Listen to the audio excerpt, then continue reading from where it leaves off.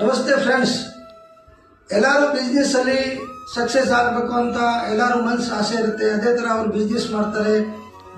ಜಾಸ್ತಿ ಆದಷ್ಟು ಅವರು ಕೈಲಿ ಆದಷ್ಟು ಇನ್ವೆಸ್ಟ್ ಮಾಡ್ತಾರೆ. ದೊಡ್ಡದಾಗಿ ಜಾಗನೂ ಮಾಡ್ತಾರೆ, ತಗೊಳ್ತಾರೆ, ಅದರಲ್ಲಿ ಇನ್ವೆಸ್ಟ್ ಮಾಡ್ತಾರೆ, ಐಡಿಯಾ ಮಾಡ್ತಾರೆ, ಪ್ಲಾನ್ ಮಾಡ್ತಾರೆ, ಒಳ್ಳೆ ಲೇಬರ್ಸ್ನ ಇಟ್ಕೊತಾರೆ. ಆದರೆ ಸಕ್ಸಸ್ ಆಗೋದಿಲ್ಲ.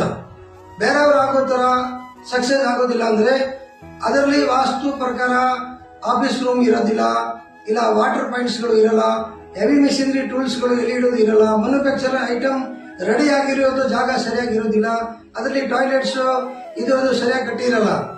ಆ ಥರದಲ್ಲಿ ಆದ್ರೂ ವಾಸ್ತು ದೋಷ ಇದ್ರೇನು ಸಕ್ಸಸ್ ಆಗೋಕೆ ಪರ್ಸೆಂಟೇಜ್ ಕಮ್ಮಿ ಇರುತ್ತೆ.